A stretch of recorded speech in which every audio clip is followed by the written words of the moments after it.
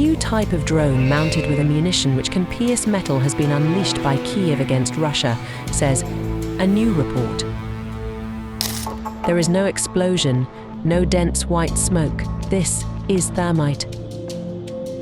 The Ukrainian forces recently used this weapon to attack a house occupied by Russian troops, according to the Forbes report. A recent video posted by Ukrainian drone fundraiser Serhiy Sternenko shows an attack on the house by what he calls a special drone reportedly mounted with thermite grenades, which burned straight through the metal roof. The video begins with two first-person view or FPV drones with small explosive warheads targeting the house, but they only managed to break a few windows. Usually made of a mixture of powered iron oxide, in other words, rust and aluminum, it does not need external oxygen to burn. Reaching temperatures of around 4,000 degrees Fahrenheit, a thermite reaction tends to melt through whatever it is standing on. It can also burn underwater. While it has many pros, its biggest drawback is that it has to be close to the target to have an effect. Keeping this in mind, some manufacturers advise that the thermite bombs should be dropped from low altitude, preferably less than 100 feet, otherwise they may bounce off the target. This is why the US Army's AN/M14 thermite grenades, which is an improved version of thermite, is classed more as a demolition tool than a weapon. It is used to damage, immobilize, or destroy vehicles, weapon systems, shelters, or munitions. The grenade may also be used to start fires in areas containing flammable materials, according to the Military Analysis Network. The US thermite grenade has a body made of sheet metal with a filler of thermate weighing 16.5 ounces, an M201A1 fuse, and a total weight of 32 ounces.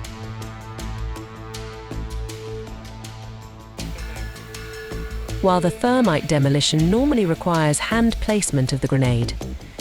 These days, though, a small drone can position it with almost equal precision. As shown in this video from Ukraine's Birds of Magyar drone unit, in which 4 abandoned Russian vehicles are destroyed by thermite grenades dropped through the hatches. Birds of Magyar is one of the most respected and experienced drone units, and their use of thermite suggests it is effective.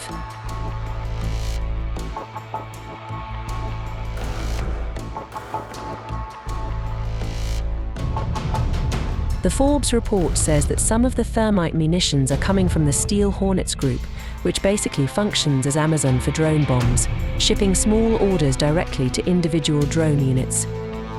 Steel Hornets previously made a variety of armor-piercing and fragmentation munitions for drop drones, heavy bombers and FPVs.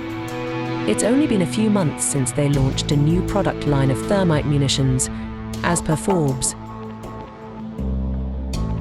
The smallest is a 1-pound bomb suitable for small quadcopters, which will burn through steel 1/6 of an inch thick in 10 seconds and costs $10.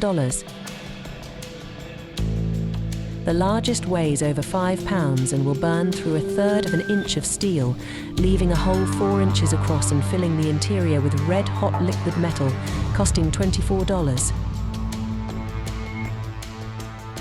Some of these bombs come with magnetic attachment, presumably for precision and zero-altitude drops.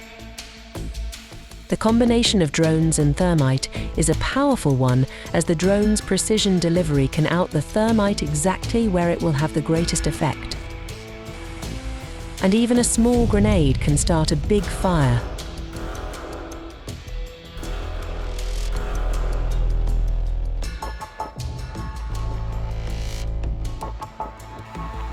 Drones have taken on a new dimension since the start of the war in Ukraine on February 24, 2022. They have gradually established themselves as an essential weapon for both sides as the war drags on. Ukraine has been trying to develop and produce attack drones with a longer range to narrow the gap in strike capabilities with Russia. FPVs have proven to be a game changer for Ukraine, which relies heavily on these drones to take down Russian targets. конечно, важны. Ну, взять хотя бы на примере вчерашнего дня. Была штурмовая группа, штурмовали здание, в котором сидел пулеметчик. Ну, идти просто на пулемет — это смерть, я не знаю. С помощью FPV обезвредили пулеметчика, зашли в здание, там и пленных брали, и, ну, то есть, и зато наши остались все живы. FPV refers to a method of controlling a drone using a live video feed from the drone's onboard camera, allowing the operator to see what the drone sees in real time. And its efficiency depends a lot on the person operating it. While Russia has deployed jammers to prevent Ukrainian drone attacks, Kyiv's forces have changed their tactics and adapted to the situation. It depends on our equipment, and it depends on the jamming devices, or friendly jamming devices and Russian jamming. Like it can influence our visual and on the transmitter. We can't do anything about that. We can just change frequencies, and it might help.